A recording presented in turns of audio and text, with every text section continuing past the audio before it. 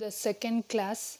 In the first class we have discussed about DFT introduction and we have seen problems how to find DFT for a given sequence.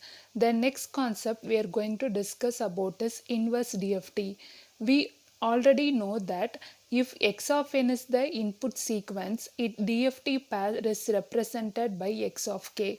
Both x of n and x of k are DFT pair and n is the number of the length of the sequence x of n. This is the DFT formula if x of n is given. Similarly, in order to find inverse DFT, the formula is x of n is equal to 1 by n summation k equal to 0 to n minus 1 x of k e power j 2 pi n k by capital N. When compare these two formulas, here the inner summation is from n is equal to 0 to n minus 1. Here the summation is k is equal to 0 to n minus 1. Because here you are having an input x of n, so the summation is from n. Here you are having the DFT x of k, so here we are having a summation k is equal to 0 to n minus 1. So here transform pair x of n and x of k, here you are having e power minus j, here you are having e power plus j. So using this formula we are going to find the inverse DFT of a given sequence. Now we will see one problem. The first problem is to determine the inverse DFT of x of k, which is equal to 3 plus 2 plus j comma 1 2 minus j. In order to find inverse DFT, so this is the formula x of n. So here the length of the sequence n is equal to 4. Now using this formula we are going to find out the inverse DFT. We have in the last class we have find out DFT when the input is x of n. Similarly here we are going to find out the x of n. Here this small n varies from n is equal to 0 to n minus 1. So here the length of n is 4. So it varies from n is equal to 0 to 3.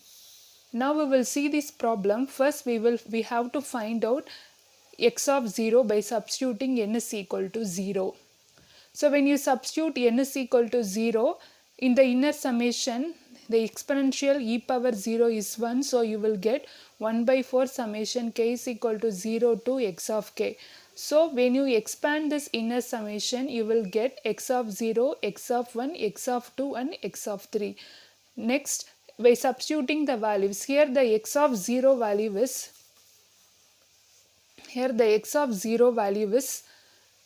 3.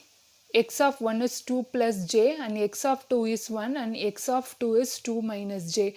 By substituting these values in x of 0 3, in x of 1 2 plus j and in x of 2 1 and x of 3 2 minus j, when simplifying this value you will get 2. Similarly we have to proceed for n is equal to 1. In this formula we have to substitute the value of n. First we have to substitute the value of outer loop, that is n equal to 1. After simplifying this you will get e power j pi k by 2. Then you have to expand the inner summation, where here the summation is ranges from k is equal to 0 to 3. So expanding this you will get x of 0 e power 0, x of 1 e power j. Substituting k equal to 1 you will get e power j pi by 2 plus x of 2 e power j 2 pi by 2 plus x of 3 e power j 3 pi by 3. Then as we know e power theta j theta can be written as cos theta plus j sin theta. So substituting these exponential values we will get 0. Next we have to do for n is equal to 2 and n is equal to 3.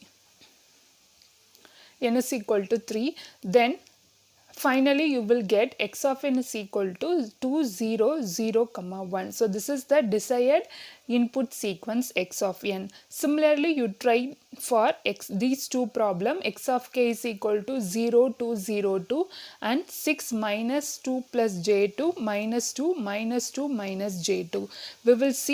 We will discuss these answers in the next class.